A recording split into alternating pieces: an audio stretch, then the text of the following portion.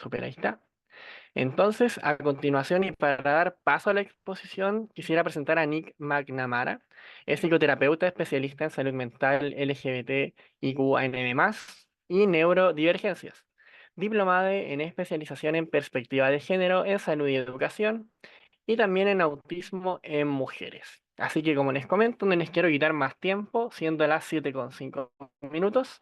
Les dejo con Nick para que inicie su presentación y espero que tengan una muy bonita. Muchas gracias, Daniel. Hola a todas las personas presentes. Mi nombre es Nick. Yo quisiera saber de ustedes a qué profesiones se dedican para saber un poquito con quiénes estoy hablando y en qué áreas trabajan. También les quería preguntar o solicitar a quienes puedan prender su cámara, solo si es que quieren y solo si es que pueden, para poder mirarles. Para mí es muy raro cuando hago clases online no poder ver las caras de las personas porque necesito también un feedback, a ver si nos estamos entendiendo o no. Estoy leyendo aquí que hay varios profesionales de la salud mental, hay varios docentes también por lo que veo. Hay personas del área de trabajo sexual. Súper, muy bien. Y hay estudiantes en formación todavía. Qué buenísimo que se hayan motivado. Ujú. Y tenemos una instructora de yoga. Súper, muy bien. Em, Muy bien. Les cuento un poquito lo que vamos a ver hoy día. Tiene que ver con todo lo que tiene que ver con breve, lo que vamos a ver en más profundidad en el curso. Entonces, hoy día voy a intentar hacer como un resumen de lo que vamos a profundizar durante el curso, a ver si se motivan o les tinca y tomarlo. Yo tengo 10 años de experiencia trabajando como psicólogo y clínico. Hago psicoterapia, hago evaluaciones de algunas neurodivergencias, hago levantamiento de sospechas también de algunas neurodivergencias, por ejemplo, como la alta capacidad, que es un neurotipo distinto al autismo, pero yo no realizo esa evaluación, sino que les derivo a otros especialistas a quien los haga. Em, Trabajo con pacientes neurodivergentes en general, no solo autismo, que es lo que estamos remitidos hoy día, pero personas disléxicas, personas con eh, sospecha de tal vez trastorno bipolar, entre otras cosas. Hoy día el objetivo es que podamos ver cómo se relacionan un poco estas cosas, el ser autista y el ser parte de la comunidad LGBTQ+. Hoy día sabemos que hay muchos prejuicios y hay mucha discriminación hacia ambos grupos, ¿sí? Hacia ambas comunidades existen distintos mitos, distintas discriminaciones y además se suelen pensar hasta hace muy poquito que son cosas totalmente excluyentes. También es súper importante remarcarles que lo que yo les voy a compartir, lo que vamos a ir revisando tanto hoy día en el seminario como en el curso, tiene que ver con personas adultas. Yo sé que hay mucha gente que tiene dudas o inquietudes sobre la infancia, pero sería muy irresponsable de mi parte hacerles recomendaciones sobre trabajo, no sé, con infancias trans, por ejemplo, o con infancias autistas, porque yo en realidad casi toda mi experiencia ha sido en adultez. Si bien he trabajado con infancias, ha sido muy poquito. Así que no me siento con la comodidad ni con la ética suficiente como para yo poder comentarles sobre, deberían hacer esto o te sugiero esto. Si tienen ese tipo de inquietudes, les sugiero buscar especialistas en infancias, ¿ya? Yo sé que en Chile, y los que son chilenos aquí me van a entender, estamos muy acostumbrados a tener opiniones de todos. A mí no me gusta como ser irresponsable con mis recomendaciones. Bien, al final vamos a tener un espacio de preguntas. Entonces, si bien yo voy a ir leyendo un poquito lo que salga en el chat, tal vez no logre ir respondiendo todas sus consultas, pero voy a intentar hacerlo y de todas formas al final del espacio vamos a abrir un poco algunas dudas o algunas inquietudes que van surgiendo sobre este tema. También si se me escucha mal o si hay algún error me escriben para poder corregirlo, ¿ya? Mm, mm, mm. Bien. Y aquí, hoy día vamos a hablar entonces de género, orientación y autismo en la adultez. Em, ¿Qué vamos a ver? Vamos a ver cosas muy básicas. Yo parto desde la base de que ustedes no saben de estos temas, no porque crea que están desinformadas, sino porque siento que no tenemos para qué asumir que todos sabemos de lo que estamos hablando. Entonces yo voy a asumir que no sabemos nada de este tema y les voy a explicar desde lo más básico, desde cero. ¿Ya? Entonces vamos a revisar algunos conceptos, vamos a revisar en qué se diferencian, qué tienen en común, desde dónde los podemos entender. También vamos a mirar un poquito cuáles son los criterios diagnósticos del autismo hoy día, qué se considera hoy día por el ser autista. En el DSM está todavía como trastorno del espectro autista. Entonces, bueno, ¿qué dice sobre eso? Vamos a ver cuál es una comprensión actual sobre el hecho de ser autista, algunas estadísticas, las vamos a revisar y les voy a comentar lo que alcance sobre algunas experiencias en el espacio de psicoterapia y en el espacio de evaluación. Yo hago identificaciones y psicoterapia, entonces les puedo comentar desde ambos ámbitos. Y también he entrenado a otras personas para que realicen identificaciones. Entonces ahí les puedo ir comentando sobre eso. Como contexto, desde dónde hablamos, yo soy una persona que pertenece a estas comunidades. Yo soy una persona autista, neurodivergente de otros sabores y también soy una persona trans y también soy una persona bisexual. Es decir, yo me saqué el bingo, em, dije, ¿qué es esto? Todas estas cosas que están acá, yo las quiero todas, básicamente. Entonces les puedo comentar también de mi experiencia personal, aunque hoy día vamos a hablar desde lo más profesional, pero si tienen dudas de eso también podemos ir comentando. ¿Ya? Eh, bien, primero, siempre tenemos que partir de la base que nuestra mirada no es objetiva. Así como yo estoy permeada de mis experiencias como persona de la comunidad LGBTQ+, como persona neurodivergente, ustedes también están permeadas por su propia experiencia, por sus propias visiones de mundo. Algo que suele suceder mucho en la experiencia, por ejemplo, de las personas trans o de las personas neurodivergentes es que asumen que lo que les pasa les pasaba también a todo el mundo. Eh, Sobre todo si tenemos una familia, por ejemplo, neurodivergente, rara vez nos vamos a dar cuenta que lo que nos ocurre no, no es lo que le ocurre al resto de las personas, ¿ya? Entonces, tenemos que revisar cuáles son nuestros sesgos, qué mirada tenemos. Eh, Pueden haber algunos dañinos, otros neutros, otros positivos, pero tenemos una postura y tenemos ciertas miradas. Eh, y esto lo que genera es que nuestro sistema de salud, seamos o no partícipes directos, y todos los sistemas en realidad que componen nuestra cultura y sociedad, replican ciertas visiones de mundo. Entonces, cuando nos damos cuenta de eso, podemos mirar ciertos estudios, ciertas estadísticas o ciertas miradas comprensivas y comprender por qué entonces ciertos grupos, ciertas comunidades son discriminadas en el sistema de salud. ¿A qué me refiero con ser discriminadas? Bueno, pueden ser directamente violentadas o pueden ser omitidas o sus necesidades pueden ser no tomadas en cuenta. La discriminación no necesariamente es un acto de violencia directo, sino que también puede ocurrir por omisión o negligencia. Entonces, las personas, por ejemplo, de ciertos grupos marginados, como las personas racializadas, no sé, los hombres gay, las personas trans, las mujeres cis, si no entendemos lo que es cis, ahí se los puedo explicar, no se preocupen, las personas migrantes, suelen ser ignoradas y vulneradas en nuestro sistema de salud.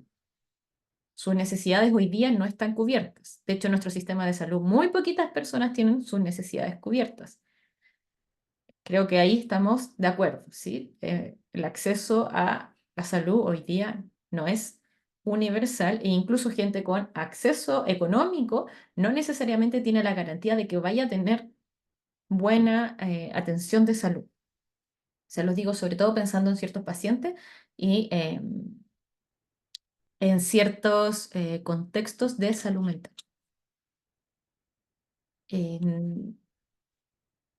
¿De qué hablamos cuando vemos estas siglas, cierto? LGBT, LGBTA, LGBTI, LGBTTQ, y la gente hasta hace bromas que ya cuántas letras más, se va perdiendo un poco el sentido de usar siglas, ¿cierto? Agregamos más y más y más. Otras personas dicen, bueno, es importante visibilizar. Entonces, existe aquí varias posturas, pero básicamente, ¿qué entienden ustedes por LGBT o LGBTIQA+, o LGBTQANB, etcétera? ¿Qué entienden ustedes por estas siglas? Como, ¿quiénes son? ¿Quiénes son esas personas? Les pueden escribir en el chat. ¿Quiénes serían las personas de esta comunidad?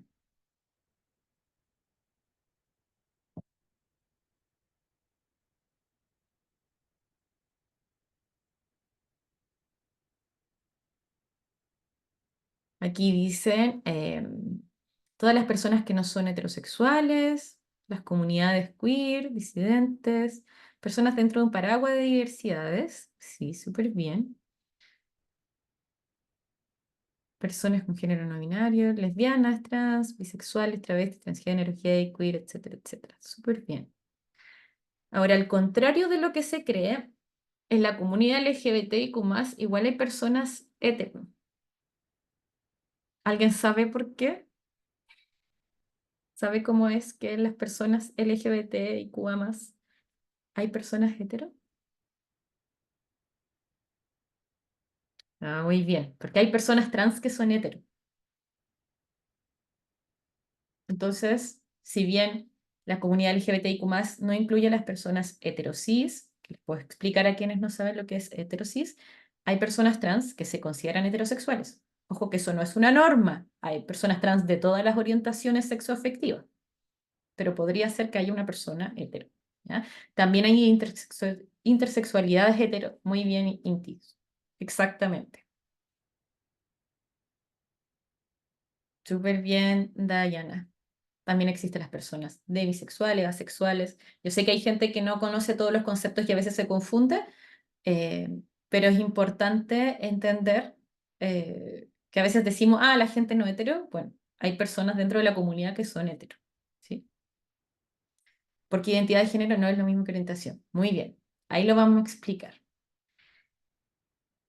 Y cuando hablamos de disidencias, que es un concepto que se suele usar mucho, ¿qué entendemos por disidencias? ¿Qué entienden ustedes por cuando dicen, ay, alguien es disidente?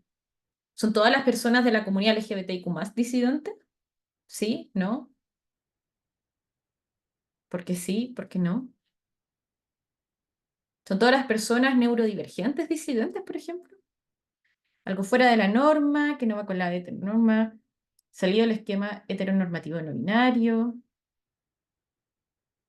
que se separa de la norma o de lo esperado desde la mirada tradicional. Muy bien. La disidencia es una posición quienes deciden, ¿ya? De lo normativo.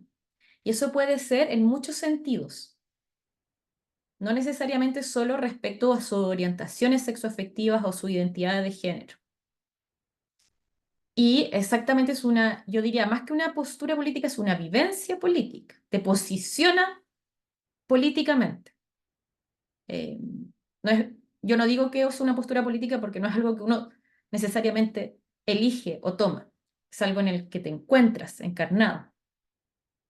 Entonces, no necesariamente ser de la comunidad LGBTQ+ es ser una disidencia. Hay gente que va a decir que sí, que son sinónimos. Yo creo que depende. Depende de la vivencia de esa persona sobre ser una persona LGBTQ+. Perdón por la reiteración, pero para que se entienda. Antiguamente las religiones no católicas en Chile se les llamaba disidentes. Un buen dato, Tomás. Muy bien. Les voy a compartir pantalla de nuevo. Entonces,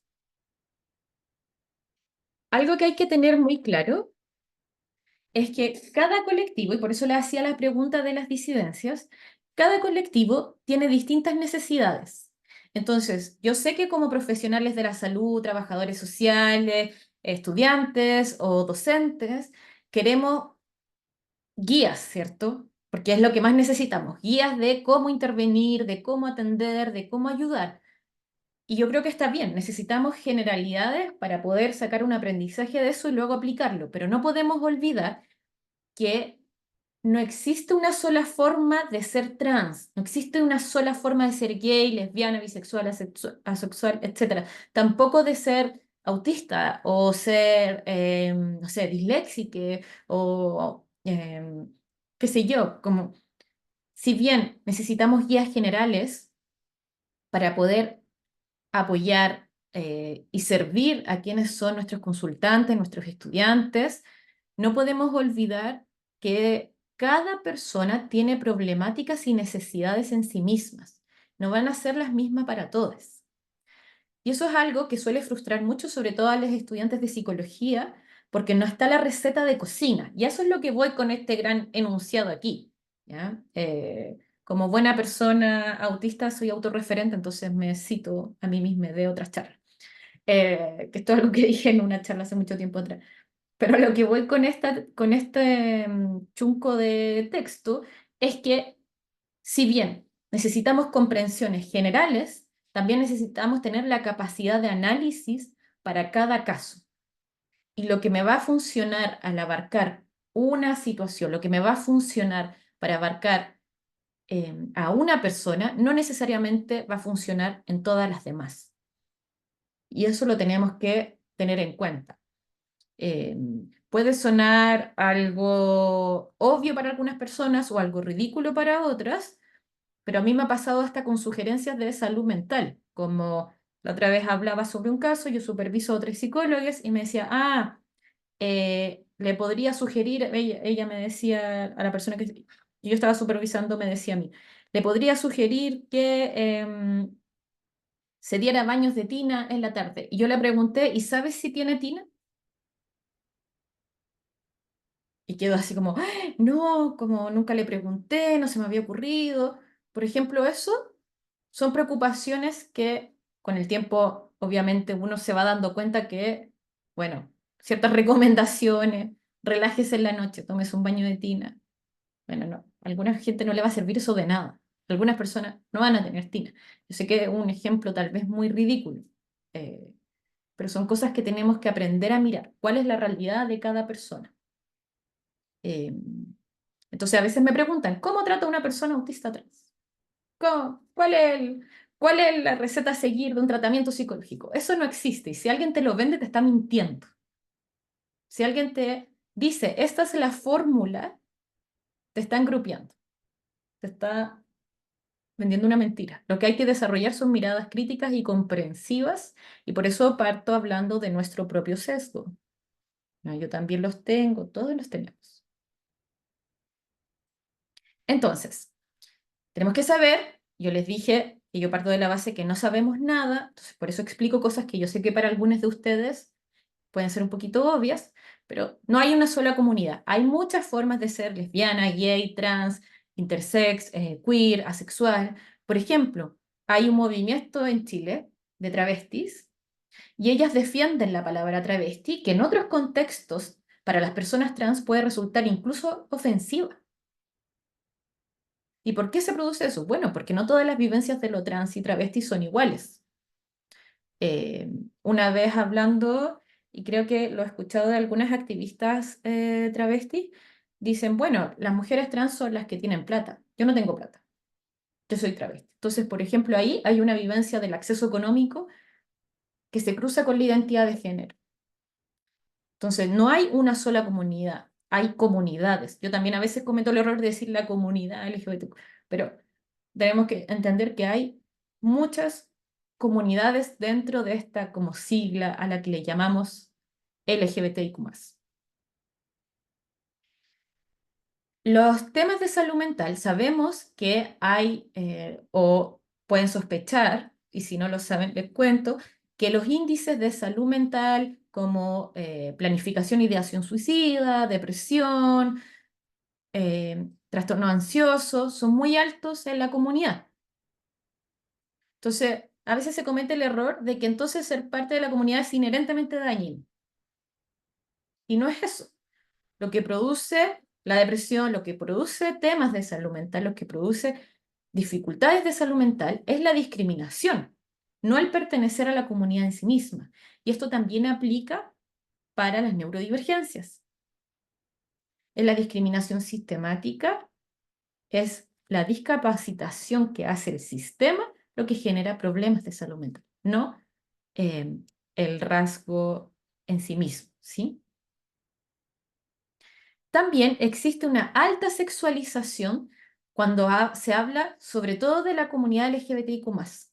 Y esto se contrapone a la visión de, por ejemplo, el autismo, que en el autismo hay una infantilización, hay una visión de esto de ser inocente, de ser ingenuo, que si bien puede aplicar en algunos casos, se contrapone a la visión sexualizada de la comunidad LGBTQ+, entonces mucha gente piensa que estas cosas no se mezclan. O incluso hay una persona en TikTok que la conocí porque empezó a etiquetar mis videos, que se dedica a etiquetar y subir videos de mí y de otros activistas y pone de cómo estamos trastocando y ensuciando la comunidad autista, porque la estamos llenando de nuestros fetiches asquerosos, por ser personas trans, por ser personas bisexuales. Entonces, ella nos llama los falsos autistas. Entonces, para mucha gente, uno no podría ser autista si es de la comunidad LGBTQ+, o viceversa. E incluso, en algunos casos, a personas autistas se les ha negado el diagnóstico por el hecho de ser trans, o se les ha negado a personas trans, adultas, ojo, estoy hablando solo de adultos, tratamientos hormonales o intervenciones quirúrgicas por ser autistas. Entonces, como si fuese esto excluyente, como si una omitiera la validez de la otra. Em, ¿Qué pasa con la problemática de la sexualización de la comunidad LGBTIQ+? Primero, deja fuera las experiencias de aquellos que son, por ejemplo, asexuales, del paraguas de la sexualidad, no solo asexualidad seca, de todo lo que tiene que ver con el paraguas asexual, deja fuera experiencias que no necesariamente giran en torno a la vida y a la actividad y conducta sexual y además estigmatiza. Entonces yo tampoco quiero venderles o proponer una visión higienizada de la comunidad LGBTQ+, no es mi intención, solo comentarles que hoy día si buscan, no sé, hasta hace poco creo que Google ha cambiado un poco los resultados, pero hasta hace poco si buscabas lesbiana en Google te salían puros resultados de pornografía. Entonces, por ejemplo, eso es una sexualización. Se suele centrar la visión de la comunidad LGBTQ+ en la conducta y actos sexuales. Y es mucho más que eso. No es solo eso. También existe una patologización. Sabemos que hasta el 73 la homosexualidad era considerada una enfermedad mental. ¿Para qué hablar de la visión de las experiencias trans como una problemática de salud mental? Ahí podemos discutir y hablar, bueno, por temas de seguro se sigue llamando, no sé, la disforia de género, qué sé yo, pensemos en el DSM que está hecho para la cobertura de seguros médicos americanos, americanos me refiero a estadounidenses. Entonces, hay una visión de las experiencias que están basadas en el acceso económico y cobertura de seguros, no necesariamente en la vivencia emocional de las personas. Y eso, en efecto dominó, implica muchas cosas que no hay tiempo para profundizarlo ahora, pero se los dejo ahí para que lo piensen. Como, bueno, si el DCM está hecho para que cubra seguros de personas de Estados Unidos, entonces, ¿qué validez va teniendo a largo plazo en cuanto a la salud mental de los sujetos? Y algo que hay que comprender es que las comunidades LGBTQ+ también tienen su propia cultura. Y algunas se pueden ocupar como tallas y videos chistosos, como ciertas palabras que ocupamos dentro de la cultura, ciertos códigos que tenemos, ¿cierto? Pero implica no solo un lenguaje en común, implica visiones de mundos que se van dando en conjunto. Entonces, vamos a revisar ciertos conceptos, ¿ya? Quiero mirar un poquito el chat. Em, Súper. Orientación sexoafectiva. Yo hablo de orientación sexoafectiva y no orientación sexual, porque no todas las orientaciones sexoafectivas tienen puesto al centro o como protagonista lo sexual. Ahora, la otra vez hablaba con una psicóloga infantil y me decía, pero es que lo sexual es mucho más que la conducta sexual, que las relaciones sexuales. Yo le decía, sí sé, pero lo que pasa es que en general se entiende a ver lo sexual como solo la actividad sexual de las personas entre sí o consigo misma.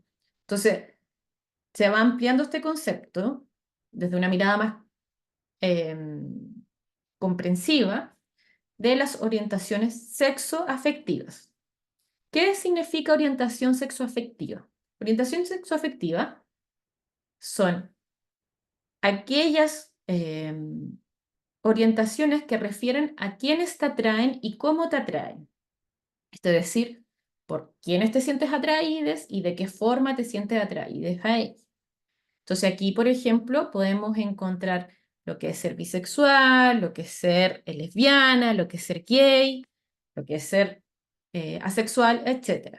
En el curso les puedo explicar en detalle cada uno de estos conceptos, qué es lo que significan, pero por mientras, si ustedes quieren revisar o mirar un glosario actualizado de estos términos, les puedo dejar que revisen esa página, como si ustedes buscan y pueden leer en inglés. Yo sé que no todas las personas pueden hacerlo, pero si los pueden hacer, pueden buscar eso. ¿Por qué ese en particular? Porque ellos llevan muchísimos, muchísimos años investigando sobre las vivencias de la comunidad LGBTIQ+, y manejan términos bastante actualizados. Ahora, siempre hay que mirar todo esto con una visión crítica, ¿ya? No lo que dice ahí necesariamente va a ser ahí 100%, pero es una buena base.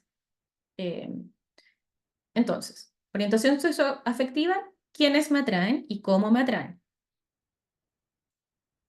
Eh, Identidad de género, quién soy yo en relación al género, es decir, quién soy yo en cuanto a ser hombre, ser mujer, ser ambos, ser ninguno, ser una mezcla de ambos.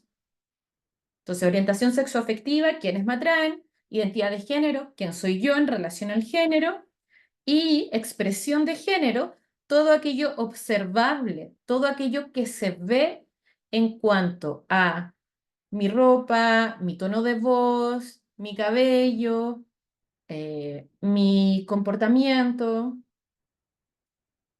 El otro día estaba en una comida con mis suegros y mi suegra intenta mucho respetar mis pronombres y mi identidad. Entonces me preguntaba, pero entonces tú eres un hombre trans. Mi pareja es un hombre trans. Entonces ella está muy actualizada, eh, siempre quiere aprender más de estas cosas. Entonces me decía, entonces tú eres un hombre trans, porque yo le decía que ocupaba pronombres ella o él. Le dije, no, en realidad a mí me da lo mismo, yo siento que no tengo género. Y me dijo, pero es que me dijo, es que eres tan femenino en tus gestos, en tus cosas, en tus gustos. Y yo le dije, sí, yo aspiro a ser tan femenino como el hombre gay más femenino que tú conozcas. Y ella le dio mucha risa y me dijo, eso me aclara tantas cosas. Porque para ella, con una mujer mayor, obviamente, le hizo mucho sentido. ¿Ya? Entonces, la expresión de género, por ejemplo, podría ser lo que entendemos tradicionalmente como femenino o lo que entendemos tradicionalmente como masculino. Si bien la gente le gusta mucho decir la ropa no tiene género, las voces no tienen género, qué sé yo, eso yo lo comparto. Sin embargo, no podemos desmentirnos y desmarcarnos de que existe una visión cultural sobre lo que es ser mujer, sobre lo que es ser femenina, sobre lo que es ser masculino, qué sé yo. ¿Ya? Esa visión existe y está en todos nosotros también. Si se fijan, yo aquí no les pongo la galleta, famosa galleta de jengibre, persona de jengibre. Eh, yo no la ocupo, no me gusta. Hay gente que se siente muy atacada cuando yo digo que a mí no me agrada o que me parece un mal uso, pero encuentro que sacar la galleta de jengibre para avalar personas de la comunidad LGBTQ+, es casi que una ridiculización de nuestra persona, que además se creó para trabajar con preescolares. Entonces, yo lo encuentro bien. Sin embargo, hay muchas cosas que ahí no me gustan y las podemos revisar más en el curso, pero yo no comparto el ejercicio de poner una galleta, porque además separa las cosas como si todo esto se diera por separado. Entonces pone, no sé si lo han visto, la identidad de género en el cerebro, la orientación sexoafectiva en el corazón, la expresión de género afuera, y todas estas cosas se dan de la mano. Si bien las separamos teóricamente para comprenderlas, son cosas que se dan de manera conectadas entre sí, ¿ya? Las separamos para comprenderlas, pero no porque sean procesos inesperados, o sea, desconectados entre sí. Entonces, ¿qué es lo que pasa con la galleta? Es que ponen el símbolo trans, no sé si lo han visto, en los genitales. Y siempre lo ponen así, y siempre lo sacan a colación para hablar de la gente trans. Si están hablando de mujeres lesbianas, no sacan la galleta de jengibre. Yo te lo voy a sacar para hablar de la gente trans. Y eso a mí me molesta, en lo personal.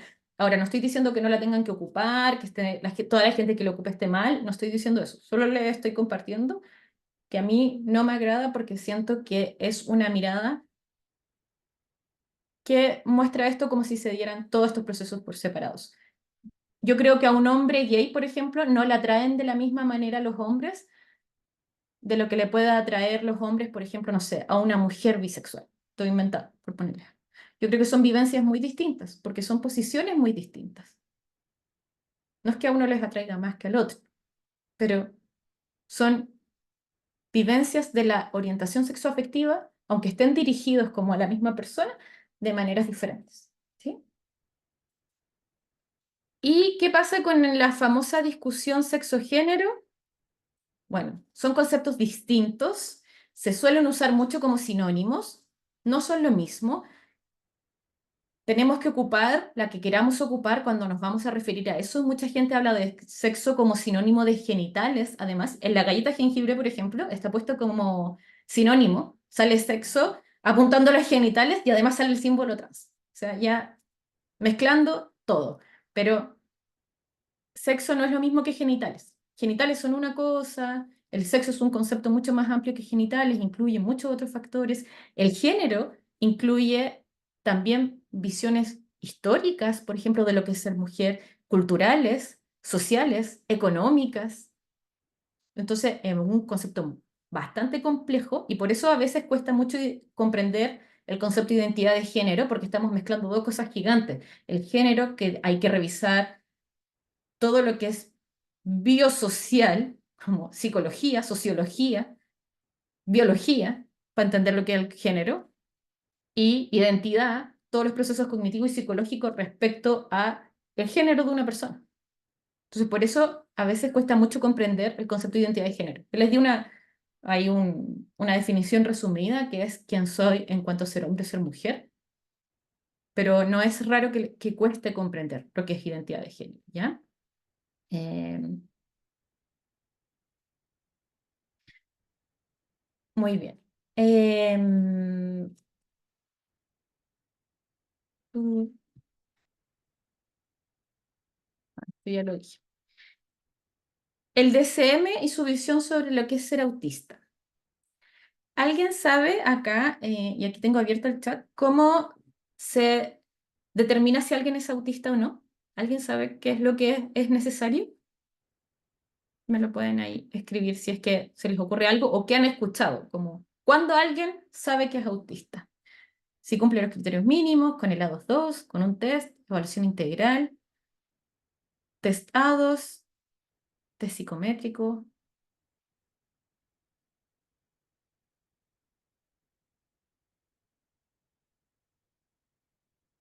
interacción social, dificultad, neurólogo, antecedentes de desarrollo. Muy bien, súper. En Chile existe el mito de que solo un neurólogo puede diagnosticar autismo. ¿Lo han escuchado? Existe, está muy, muy difundido, siento, como solo un neurólogo te puede decir si eres autista o no. Ya. Lo que a mí me da risa eso es que creen que el neurólogo va a hacer algo así muy fantástico, que le va a hacer un escáner y en su escáner va a salir así, autismo. Eh, Primero, eso no existe. Va a leer el cerebro, exacto. Va a decir, ah, mire, mire esta foto. Aquí hay un puzzle azul, una pieza de puzzle azul. Entonces usted es autista. Ya. Lo que pasa, y tiene que ver un poquito con lo que dice Gerson, el autismo es un diagnóstico en base a la observación conductual. De hecho, los que aquí estén, sí, lo decía Josefa irónicamente lo del puzzle, porque también me cae. Eh, Existe el mito de que los neurólogos son los únicos que pueden diagnosticar autismo, entre comillas, lamentablemente por nuestros sistemas de integración escolar en Chile.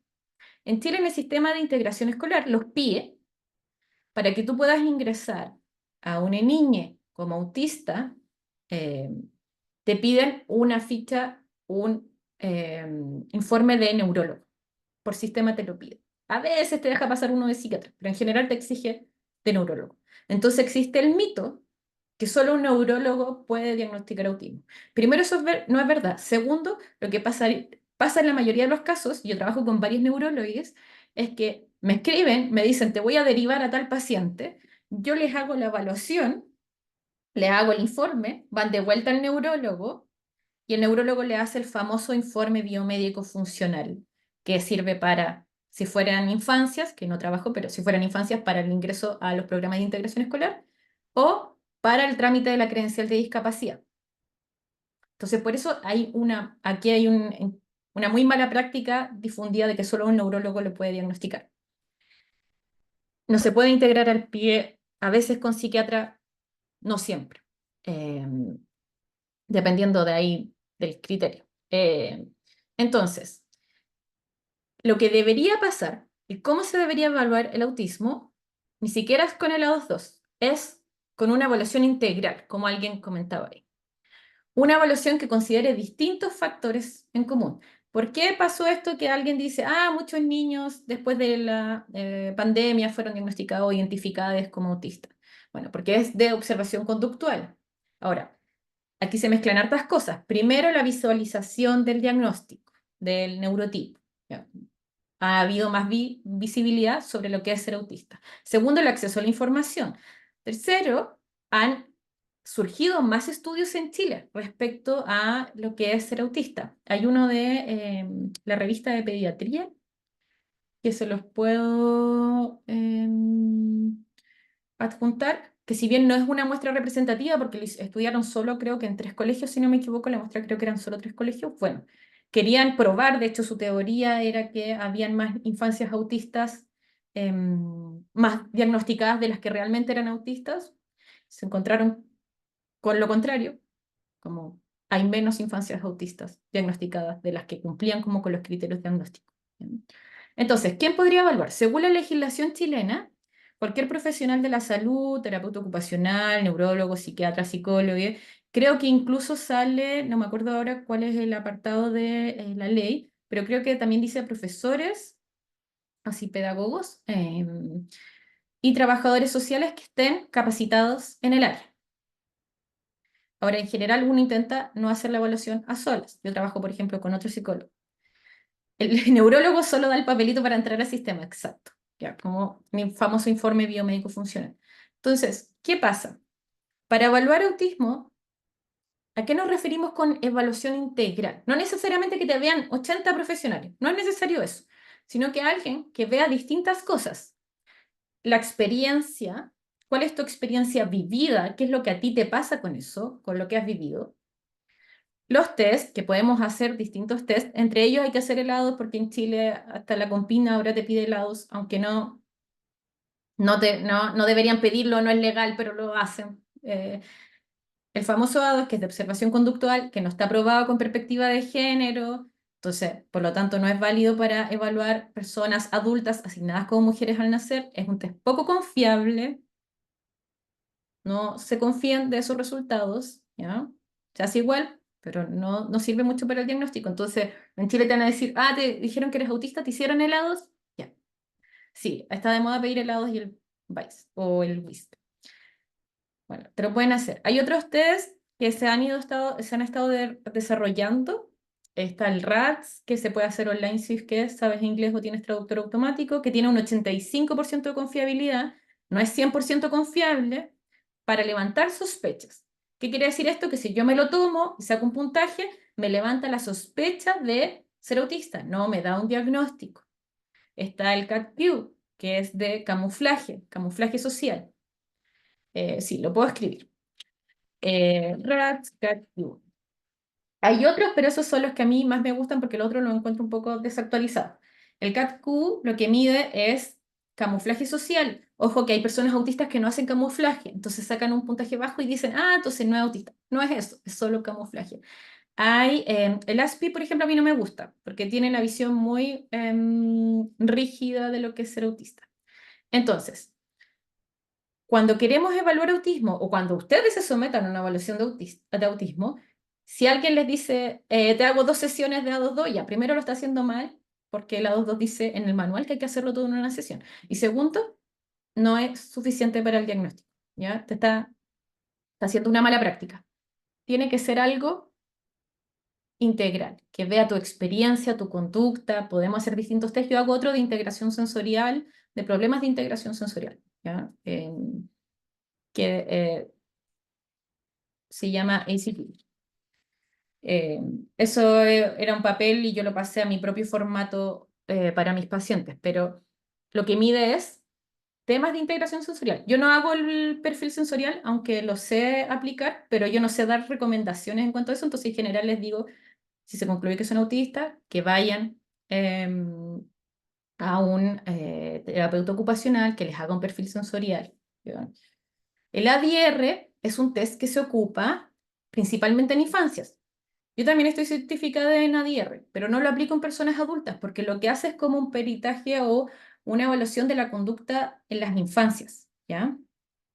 Entonces tú le preguntas a los cuidadores principales. El ADR es una entrevista para usualmente quién te crió. Una mamá, una abuelita, un papá. Siempre digo mamá y abuelita porque en Chile son quienes más crían, pero quién haya sido tu cuidador principal.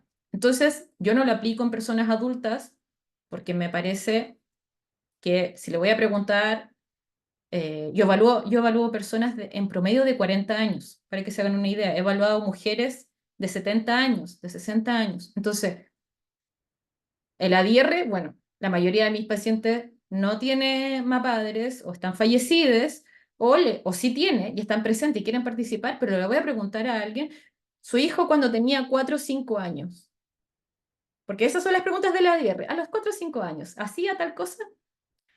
¿Es confiable eso? Y a mí me parece no confiable. Y además, si la mamá también es neurodivergente, va a tener súper naturalizado un montón de conducta. Gente con más acceso económico que se crió con trabajadoras del hogar. También pasa mucho. Entonces, a veces, yo sé que hay muchos temas de dificultad de acceso en Chile según tramos económicos, pero eso no garantiza buenas crianzas o crianzas activas o crianzas partícipes. Entonces, lo que yo hago, que no es no es para que ustedes lo hagan o no es lo mejor, pero lo que yo hago es que me confío más de lo que me dice mi paciente, que es una mirada muy revolucionaria en salud mental, es creerle al paciente. O si el paciente me dice que le cuesta mucho los temas sociales, aunque sea una persona catalogada por los demás muy exitosa en lo social, yo le voy a creer que le cuesta lo social.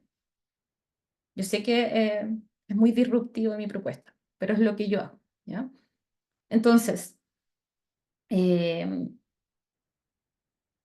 si bien hay mucho más que hablar sobre estos temas, por supuesto que yo les invito al curso para que lo podamos mirar, pero quiero que se queden con que hoy día el diagnóstico, la identificación autista tiene que partir, sobre todo cuando estamos hablando con personas adultas, desde qué es lo que le pasa en la experiencia a esa persona, no cómo está catalogada por los demás. Disruptivo, porque Anaís, hay mucha gente todavía que cree que hay que sospechar de los pacientes o que te están engrupiendo o que quieren ser autistas o que hoy día todo el mundo es autista. Están todos estos mitos respecto a que uno gana algo con ser autista, o sea, uno no gana nada. Ni les cuento, yo tengo credencial de discapacidad no solo por ser autista, sino por otros temas de salud. O sea, la tramitación es horroroso, es horroroso. No veo cómo alguien se podría someter a esto porque va a ganar ¿qué? Un papel que te lo van a mirar y te van a decir, ah, es que hoy día cualquiera es autista. Entonces, francamente. Bien, voy a abrir el espacio para preguntas, Daniel. Sí, aquí estoy. Ah, súper. Quiero responder a Mi... Isidora partiendo. Em, Ay, súper. Isidora, si es que la persona, como te digo, como decía al principio, yo trabajo solo con adultos, entonces si la persona tiene acceso a herramientas de comunicación alternativa, como texto, como hay algunas aplicaciones para el celular o para el iPad o por escrito, tú igual puedes hacer una evaluación o una identificación desde ahí, ¿ya? Necesitamos que se comunique, no necesariamente de la forma en que nosotros queremos que se comunique. Eh, Hay un libro muy bueno sobre una persona autista no verbal que habla de eso y de las herramientas de comunicación y su comunicación no oral, perdón, no verbal, no oral. Eh, Se llama así, pero los voy a dejar en el chat por si acaso. El carnet de discapacidad, Rocío, en Chile es confidencial. Esto quiere decir que nadie puede saber que lo tienes a menos que tú lo digas, al menos que tú lo explicites. De hecho, el diagnóstico también es confidencial. No existe un, una red conectada de diagnósticos en Chile, aunque podemos cuestionar si eso estaría bien, estaría mal, si se podría o no. Eh, Ahí lo dejé más arriba, el libro. ¿Ya? Entonces, puede tener repercusiones, pero ahí depende de cada persona si es que abre o no ese tema en cuanto a su lugar de trabajo, porque es confidencial, nadie puede saber. Voy a contestarle al tiro a Joana antes. Antes de eso, en el curso vamos a ver cómo se ligan estas experiencias. Por ejemplo, cuál es la proporción, no sé, de autistas de la comunidad LGBTQ+, qué pasa con ser autista y ser trans, qué problemática en cuanto a la salud mental o desafíos se ven esas personas involucradas, ¿ya? Entonces, ahí les puedo contar más.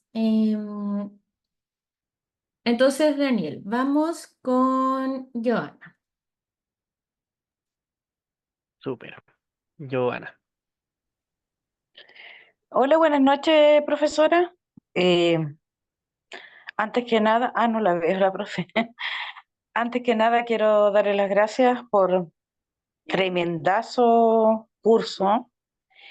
Y me asalta una duda muy grande que tengo, porque igual yo pertenecía a una agrupación, bueno, soy Ujú, autista, igual. ujú, Y había un chico, o sea, una chica de 18 años, ya nació como niña, y pero ella se consideraba niño porque se había cambiado el nombre.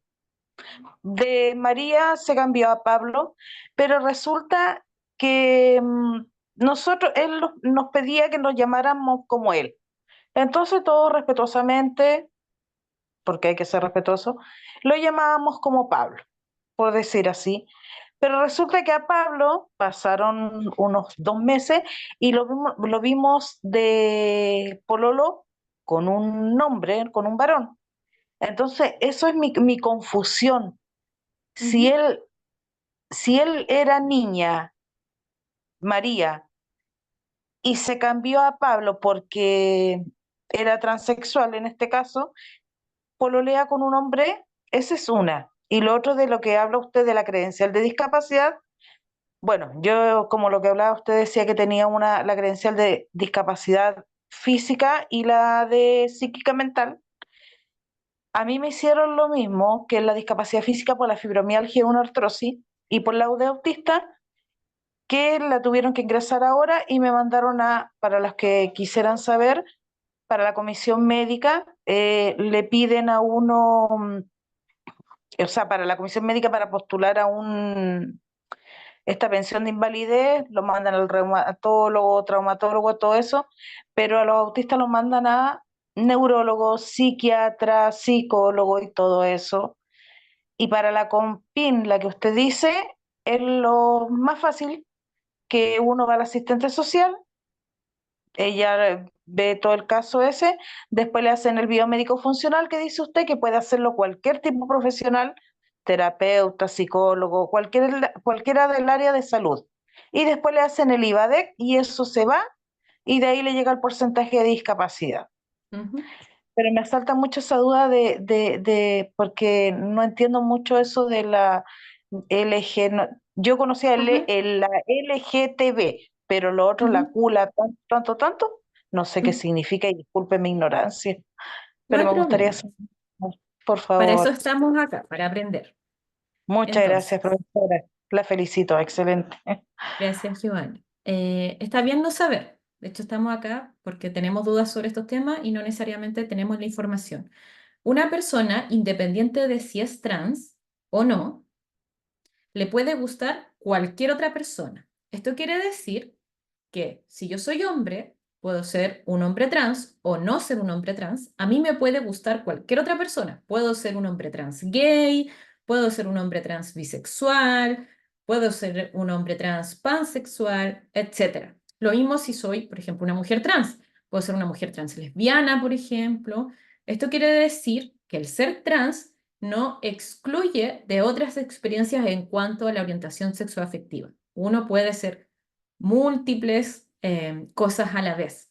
Yo sé que a veces es complejo entender porque creemos, bueno, pero si soy hombre, entonces me tienen que gustar las mujeres. No es así, no necesariamente es así. ¿Ya? Las opciones son múltiples. Entonces, tal como decía alguien más arriba, es un espectro. La vivencia de las atracciones sexuales, atracciones sexoafectivas, son muy amplias. Entonces, el ser trans no me quita de que a mí me pueda gustar cualquier otra persona. Y de lo que mencionas de la credencial de discapacidad, claro, técnicamente el informe biomédico funcional podría emitirlo cualquier profesional de la salud.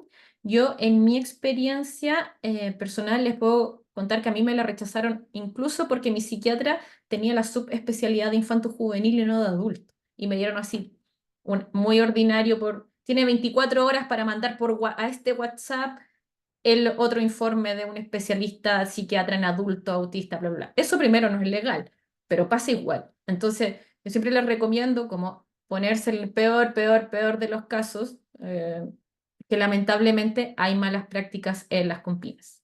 Eh, y tal como dice Denise, bueno, están las transmasculinidades, transfeminidades, como que no incluye necesariamente ser hombre trans, o sea, no necesariamente es sinónimo. Yo sé que hay personas que esto les causa dudas porque me lo preguntan harto, pero no es lo mismo ser una persona trans masculina que una persona que es un hombre trans. ¿Ya? No, no son necesariamente lo mismo. Yo sé que suena confuso y tal vez no alcanzamos como a profundizarlo ahora. Em, Javiera,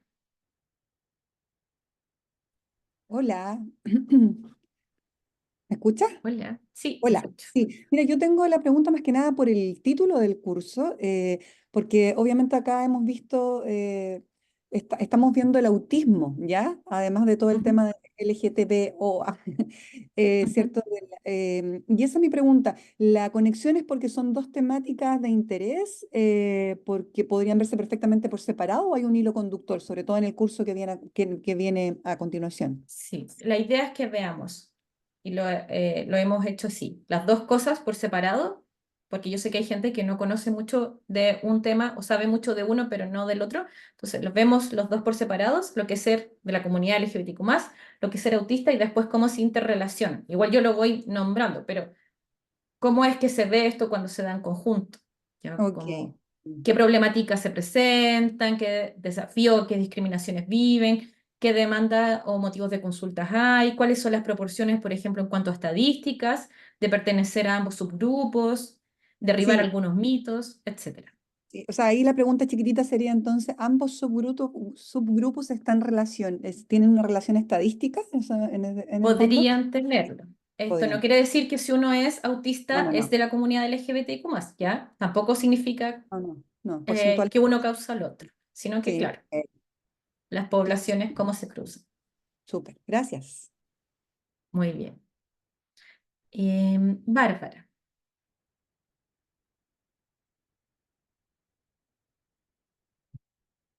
Bárbara,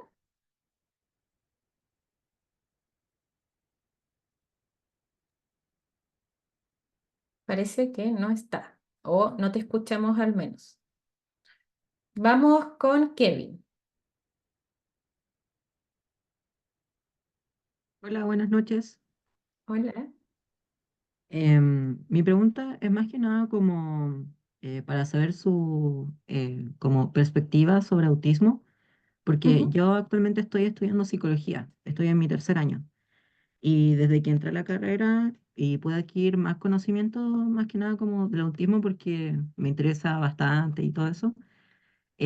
Hace poco supe que ahora la comunidad autista considera que no debería como hablarse sobre trastorno del espectro autista, ni tampoco como eh, o espectro autista, sino como condición autista ujú, o algo así.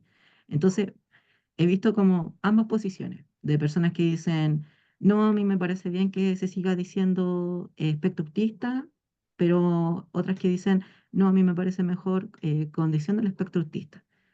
ujú. Entonces, cuál puede ser como la mejor, por así decirlo, o la más Ujú. adecuada? Entiendo. Mira, yo intento, aunque a veces igual muestro el hacha, yo intento no hablar de lo que es más adecuado o no, aunque evidentemente tengo una opinión al respecto. Todo depende de lo que nos estemos refiriendo. Si nos estamos refiriendo a lo que se habla en el DCM dice trastorno del espectro autista, y por lo tanto, si yo voy a hacer un documento médico legal, es lo que va a tener que decir. Ahora uno puede declarar que no está de acuerdo con eso, que es lo que yo hago en mi informe o en las acepciones, como en el A22 yo pongo abajo, este test no ha sido validado bajo una perspectiva de género, por lo tanto, bla, bla, bla, bla, bla, bla, bla, ¿ya? Pero siempre depende a qué nos estemos refiriendo. Yo hablo de neurotipo autista. ¿Qué es lo que se considera un neurotipo? Es una configuración neurobiológica, es decir, no solo cerebral, sino de toda tu configuración corporal, biológica, etcétera, que tiene ciertos rasgos y ciertas características. Y esas características son tanto físicas como psíquicas, es un todo. Entonces yo hablo del neurotipo autista, de identificación autista. La identificación no es lo mismo que el diagnóstico. Entonces, más que lo que esté bien o lo que está mal, siempre depende de lo que estés hablando. Una persona autista no necesariamente tiene el diagnóstico de autismo. Puede haberse autoidentificado, por ejemplo. Puede haberse dado cuenta que es autista y no haberse sometido al proceso médico. El diagnóstico es un término médico. Trastorno. Bueno, a mí me pasa con el término trastorno que habla de una problemática de salud mental. Y si bien muchas personas autistas tienen desafíos y problemáticas en cuanto a su salud mental, no es necesariamente por ser autista. ¿Ya? Entonces, ahí depende de nuestra posición política, ética y profesional respecto a lo que estamos hablando. Entonces, depende de cómo tú comprendas el ser autista. Para ti el autismo es una condición médica, es una enfermedad, por ejemplo, es un síndrome, bueno, en ninguna parte dice síndrome, pero por ejemplo, es un síndrome, qué sé yo. Para mí, el ser autista o ser del espectro autista es porque hay múltiples formas de ser autista, no una sola. No lo considero un trastorno, desde mi punto de vista personal, por supuesto, pero no es que haya más, no es que tú estés mal y tú estés bien, sino que depende de la posición y desde dónde estamos mirando. Eh, Eso. No sé si con eso queda un poquito más claro. Yo sé que es medio como ambivalente mi postura, pero es que es súper importante que tengamos claro cuál es nuestra postura personal y qué es lo que tiene que decir un documento médico al respecto, un documento legal, por ejemplo, de nuestros pacientes. Entonces, no es lo No, mismo. se entiende bien, se entiende bien. Como que ahora intento como, cuando estoy como relacionándome con personas autistas, como les Ujú, pregunto al tiro así como, ¿a ti te gusta más el término SEA o TEA? ujú, ujú, Como para acomodarme a ujú. la persona. Súper. Y Gracias. de hecho hay mucha gente que sigue usando el término Asperger, a pesar de que ya no aparece legalmente en ninguna parte. Hay mucha gente que está en contra en eso. Entonces hay que verlo bien. Daniel, creo que ahora viene el sorteo, si es que no me equivoco. Sí, exactamente. Súper. Em, Entonces, perdón, antes justo. de que hagas el concurso, yo sé que hay muchas dudas y yo sé que hay mucho que hablar de esto porque no es un tema fácil. No es como, esta es la respuesta y esto es lo que hay que hacer y se acabó. Pero me gustaría dejarles con varias cosas. Primero, el ser de la comunidad LGBTIQ+ no excluye ser autista, ¿ya? Y viceversa, como uno no es que sea lo uno o lo otro. Ahora, tampoco es que uno cause a lo otro, ¿ya? No toda la gente autista es parte de la comunidad y no todas las personas de la comunidad son autistas. Lo que pasa es que en algunas estadísticas, que tal como alguien mencionaba más arriba, que no hay en Chile todavía un número, sino que podemos revisar otros estudios internacionales, parece que hay una gran población de la comunidad LGBTQ+ que es autista.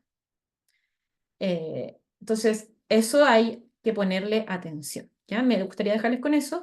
Y aunque si bien no hay respuestas como completas de esto, como, bueno, esta es la respuesta, esta es la solución o esto es lo que hay que hacer, sí podemos desarrollar miradas más comprensivas de cómo acercarnos a esto. Una de ellas es, por ejemplo, que les dejo la pregunta abierta, ¿cómo es que una persona autista vive el tema de la identidad de género? ¿Cómo es que vive una persona autista el tema de la identidad de género? Y si yo empiezo a mirarlo, digo, ah, bueno, no es raro entonces que tantas personas autistas sean trans, por ejemplo. Entonces, yo sé que es un poco complejo y es muy grande el tema, pero les dejo abiertas esas inquietudes. Eso. Muchas gracias. Te quiero dar, bueno, la gracia a ti y también a todas las personas por haber estado participando tanto en el chat como en las manitos levantadas. Sabemos que bueno, podemos estar en verdad conversando de esto, yo creo que por muchas horas, pero tenemos un tiempito acotado, ¿cierto? También para que ustedes puedan descansar, me imagino, después de una jornada laboral. Así que Yannick comentó sobre el curso, ¿cierto? Que en verdad va a estar profundizando sobre estos temas. Ya quedaron todos y todas invitados, invitadas. Y despedirte, Nick, agradecerte por todo y bueno, nos estamos viendo a fin de mes para el curso. Muchas gracias a todos, muchas gracias por las preguntas. Gracias por la alta participación. Yo sé que hay mucho, mucho que hablar. Espero verles en el curso y cualquier cosa. Bueno, mis redes sociales son Nick McNamara, así tal como acá. Yo sé que tengo un nombre un poco complicado, pero ahí me pueden encontrar. Mm, Mucha suerte y ojalá que la persona que se gane el sorteo pueda participar. Que esté muy bien. Muchas gracias, nos estamos viendo. Voy ahora a detener la grabación.